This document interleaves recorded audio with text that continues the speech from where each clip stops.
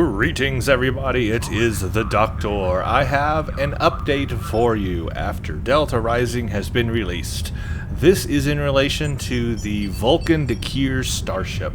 I had done an introduction video a little while ago, just recently, about the Vulcan, and I stated in that video that the ship was going to, quote, get some lovin' for Delta Rising. That is a direct quote from the developers. It was going to get some love for Delta Rising, and indeed, the Vulcan ship did get a slight upgrade in Delta Rising now that Delta Rising is out. It was not a major upgrade, and if you were waiting to fly that ship as a science character and waiting for Delta Rising, hoping that this would be a big update for the ship, you will be disappointed. However, the couple of updates that it did get are worth noting. So compared to that video now, we can look at the Vulcan ship and see what upgrades it did get with Delta Rising. Then we can go and see what the Tier 5 upgrade would also do to the ship, furthering an upgrade to the ship, making it potentially a better ship. It has always been kind of an underdog in the game, just not a very good ship that people would want to fly. There's a reason, like I said in the first video, that you don't see a lot of Vulcan flying out there as a science ship. It is just not a ship that people are really interested in. So let's look at the two big updates that Cryptic has done for this ship with Delta Rising. The first update, everything here is the same amount of console slots.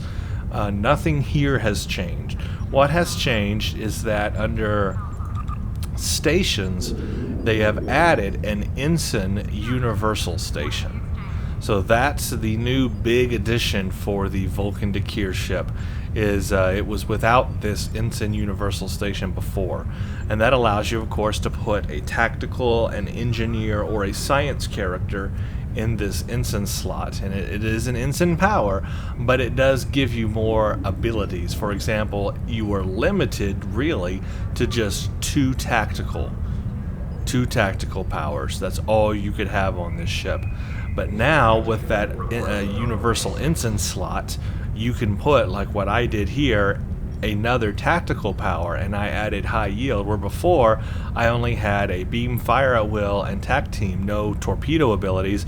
Well, now I'm able to have a torpedo ability. I can have a high yield torpedo, which does add a little more damage to the ship. It allows you to do more damage. So that will be nice. Or if you really want to science it up, you would have another Ensign science power. Or if you wanted to do a little more healing or whatever, you could have an engineering power there. So that's nice to have that Ensign universal station. That adds a little bit to the ship. The other update is that they have upped the turn rate on the ship by 1 degree. That's right, just 1 degree. That is not something you'll really notice. You know, it's not something you're just going to go into space and be like, oh, my ship turns faster. No, you're really not going to see it. It's a 1 degree better turning rate. That really, to me, is just not a big issue because it's such a small update. If they had done a 2 or 3 turn update, that would have been a much bigger thing there. And why they even increased the turn rate on it, I don't know. And by just 1 degree doesn't make a lot of sense. I don't understand the reasoning, but that's what it's got. Those are the two big updates. So that's really all that's different about the ship, is that it has that Ensign universal slot, and it's got a 1 degree faster turn rate. That's what makes it different, and so that's not a major upgrade. So compared to what it was before, I'm really not noticing that it's all that major. Now, having that high yield torpedo has helped. I've been playing this, as you can see. I'm up. This is my main character, by the way, the Doctor, and he is up. He's a science character, and he is up to level 53 now. And I have been leveling him with this ship. So having that high yield torpedo has helped me definitely. But other than that, that's all that it has. But what I wanted to also compare is to look at the upgrade, or what the Tier 5 upgrade would look like on this ship. And you can't go there. You have to go to select your ship, then you go to your ship should show me here. Now, I don't have an upgrade token, so I'm not going to do that right now, but what I can do is I can still click this, and we can compare and look at what making it a Tier 5-U ship would be. Now, this was a C-Store ship, so it's not a free ship, so this one does require a token to upgrade if you want to make it a Tier 5-U ship. So what this becomes is the base hull is 30,000 on the ship. If you upgrade it to a Tier 5-U ship, the base hull becomes 34,500 at level 50, but then once you get up to 60, that will level up to 40,000. So basically a Tier 5-U ship will give you 10,000 more hull hit points. So that's quite nice. It'll be a little more tankier, which is good on a ship like on a size ship. So that's excellent. But it does more than that. It's also going to add another science console slot, giving you 5 science console slots. Right now it's got 4, and the ability there is that that's going to let you just have more science abilities. Let's say you want to max this thing out with exotic damage, or you want to use those fleet embassy consoles that you can buy that do plasma damage and threat.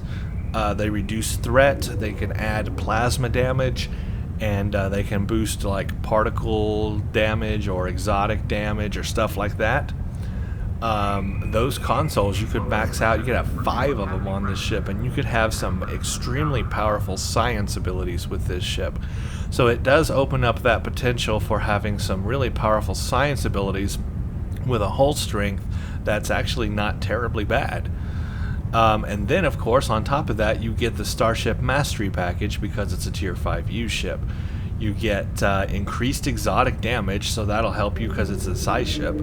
So that'll be really good for your science powers. You want to make sure to use gravity well and things that actually use exotic damage to benefit that.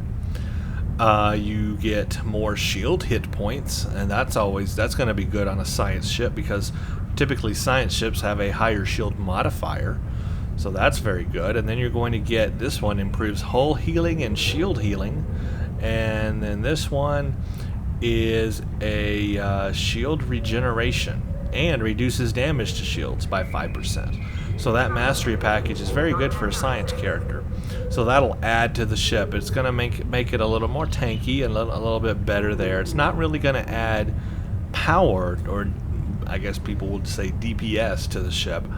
But you can get that through that added Ensign console, and then with your science consoles, again, there's that one that it literally adds plasma damage even to non-plasma weapons, and it's a console you can get from the fleet embassy, and you can max this ship out with that. So 5 of them. So I guess you could increase your damage that way. So that's what upgrading it to Tier 5-U would result in. I just wanted to show you that so you can see those comparisons. I think that makes the ship a little more useful. I think the ship would be definitely more useful as a Tier 5-U ship than just the standard Tier 5 ship. I still think there are better science options out there for ships, especially the Nebula. I think that's probably a much better option. Maybe even Intrepid, Intrepid refit or whatever. Tier 5-U Intrepid refit. I want to see what that does. Let's see if I have one here. I seem to recall that I should have an Intrepid on here because I used to fly that, but it's not here anymore. I must have decommissioned it. I still have it purchased, I just have decommissioned it, I guess, to free up slots. I'm always running out of slots, so I always find I'm having to decommission ships. Yeah, none of these are an Intrepid, so yeah. Don't have it right now to show you what the comparison upgrade would look like. But let's just go ahead and get it anyway and compare it. Since we're right here, let's do it. I can just claim the ship. Got 5 slots. Let's see, it'd be like a Tier 5 ship, I guess. Intrepid refit is what it should be. Yes. Yeah. With the armor plating. Okay, yeah, it's available because I've already purchased it like when it first came out. So all I gotta do is claim it. There we go. Now we can look at it. Now, where did it put it? Where are you, ship? There it is. Okay, let's look at the comparison, because I'm curious about this myself. So upgrading an Intrepid retrofit, not refit, retrofit. Okay, so the original Tier 5 retrofit only has a 27,000 hull. So already I'm seeing that the Dakir has a higher hull strength than even the Intrepid refit or retrofit. It was 30,000 base on a Tier 5 Dakir, 27,000 here, but then it only goes up to 36,000, whereas that one went up to 40,000. So basically, you're going to have a 4,000 higher hull strength on the Dakir. So the Dakir has a better hull than the Intrepid retrofit. That's interesting. As far as stations go, it'd have the same engineering, same tactical, and same console. It's got the same console layout. Upgraded to Tier 5-U. It's got the exact same console layout. Huh. That's very interesting then. So really, what's the advantage of this ship? Now, I guess the Dakir is maybe a little bit better than this ship, unless the turn rates are just dramatically different. I mean, the layout is exactly the same. Maybe the bridge officer stations are a little different. I'm not sure what they are.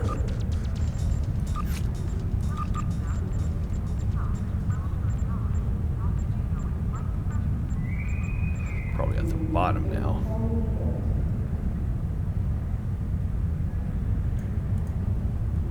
See, they are 1 lieutenant tactical, 1 lieutenant engineering, 1 commander science, 1 lieutenant commander science, 1 ensign science. The Intrepid seems to have more science stations, and then they have a lieutenant, but they're only limited to that lieutenant tactical. There is no universal station on the Intrepid. So really, you know what it's looking like is the Dakir may actually be a better ship than the Intrepid retrofit.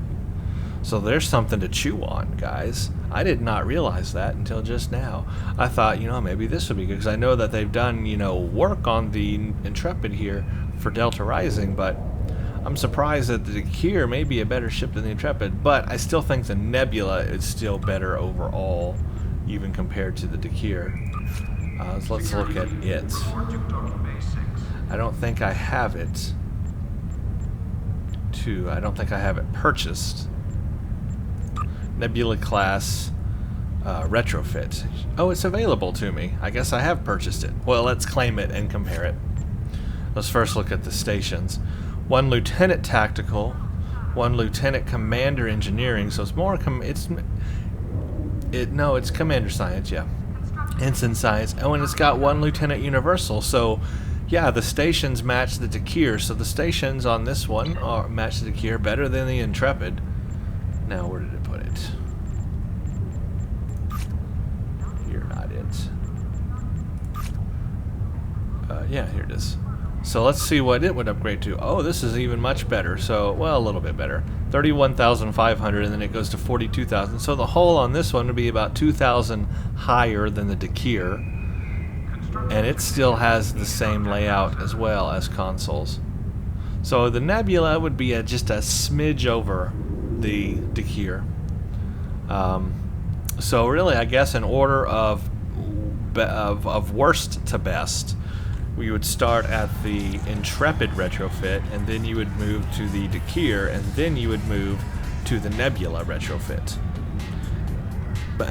All upgraded to Tier 5-U, of course. That would be the order of ship that I would be interested in. So if you really wanted the absolute best out of all of them, I guess it still would be the Nebula, but the Dakir is not as bad as I thought it was.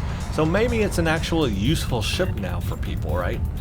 Maybe it's, just because at least some of these ships have console abilities. The Dakir, the only ability it has is that little Talkir support craft, which doesn't really do much. That's interesting. That gives us a little information there. I'm also interested in upgrading my wells. Now, I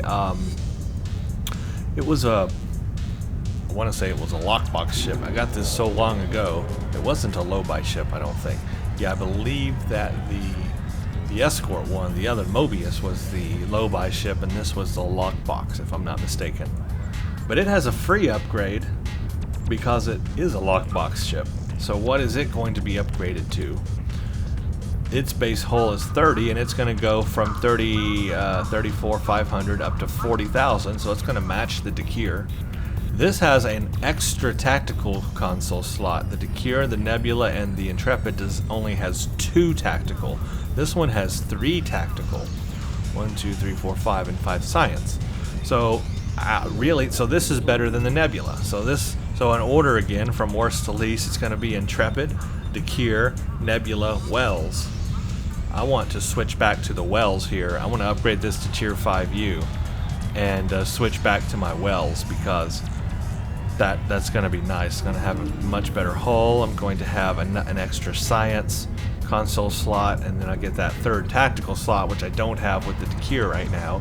So I'm going to have stronger weapons, and then I get the Starship Mastery package. So I think that's what I'm going to do. I think I want to go back to the Wells class and upgrade it to Tier 5-U, and then keep on leveling up to 60. And I'll probably do some new videos on the Wells after I get to level 60 and I get that Starship Mastery package unlocked and everything. Once I get it leveled up, I will do some new videos as a Tier 5-U ship, so that we can see the Wells back in action. It's one of probably my favorite science ship. So I really want to use it as I'm leveling up, just to have fun with, because I like to have fun as I'm playing the game, and I feel like I'm playing the game over again, you know, like it's brand new. I'm playing the missions, these new missions, for the first time, and it's a lot of fun. So I want to do it with a ship that I really enjoy. I want to get my Wells back out there and be the time traveler that I am. As for any videos on the Dakir, I know I haven't done a proper review of the Dakir, because I told you guys I was going to wait for Delta Rising and then do it. Well, after looking at it now, I think that what I'll do is go ahead and upgrade it also to Tier 5-U, because I believe it will be more useful then. And what I'll do is, a little later on, I will do a full set of videos on it. Probably not right now. I've got so many other things to work on. I've got all the leveling on Ensign Ricky to do and show all the new missions and everything. So we'll come back to this ship in a little while, but I don't want to come back to it until I'm level 60. I want to be level 60, and I want to have that Starship Mastery package unlocked, and then I'll upgrade this to a Tier 5-U, and then I can show you guys what the ship is like as a Tier 5-U version. I think that will be more useful than right now, because that's going to give us that extra science slot. It's going to give us a higher hull strength. Then I can really try it out and see if at in-game level 60 it is finally a useful ship. But as far as right now looks, this may not be a terrible science ship. If you are interested in a science ship, this is, I guess, better than the Intrepid retrofit, is what we figured out, you know? And I know that's an iconic ship to kind of compare to, especially right now with Delta Rising. And the Dakir looks to be better than the Intrepid. And then the Nebula, a little bit over that. And then the Wells, being a lockbox ship, which it should be, is a little over that. So that's my order of ships. And of course, that's not all the science ships. You know what someone really needs to do is like make a spreadsheet and compare like from worst to least, like which one is you know, that could take a lot of time to do, but I could see value in that. Anyway, that's what I've got to show right now. So nothing else really new. I just wanted to point all that out so you know, because I was going to come back to that ship, but I'm gonna wait just a little bit longer on it. I want to get to level 60. I want to have some fun in my Wells, and then we'll get back to this ship. I'm sure you all can appreciate that. It'll be better then anyway. But I have gotten to this point, level 53. I've played quite a few episodes or missions on this character with this ship, just as a Tier 5 ship. I've played Mindscape, Reunion, Friends in Unlikely Places, Revelations, enemies in all the usual places. So that's where I've gotten right now. I haven't done the Kobali front yet. So I've played all those new missions with this ship. And you know what? It was very doable. There were a few situations I blew up in, I'm going to admit. There were some tough enemies out there. It's fun, but there are some tough enemies. But you know what? I did okay in the tier 5 version of this ship. Really. It wasn't as terrible as I was thinking. And I'm only using Tetrions. And it wasn't that bad. So this ship is a capable ship. It gets kind of thrown under the rug. But especially once it's upgraded to Tier 5-U, this is a capable science ship now. And people should look at it a little bit more than they did in the past. Consider it. Not saying it's the best science ship, but it should be on your consider list if you're looking for a Z-Store ship. That's the only thing. Of course, it is a Z-Store ship, so you have to pay money for it. How much was it? It doesn't show because I've already purchased it, so I have no idea how much it costs. But it costs something. So that's the only downside, is that you do have to purchase the ship. You have to buy it. But if you're looking for a Z-Store ship, I would consider it, to be honest with you. Anyway, that's all I've got for now on that. If I find out anything new or anything else, I will come back at you guys. So thank you for watching that update. Stay tuned for the next one.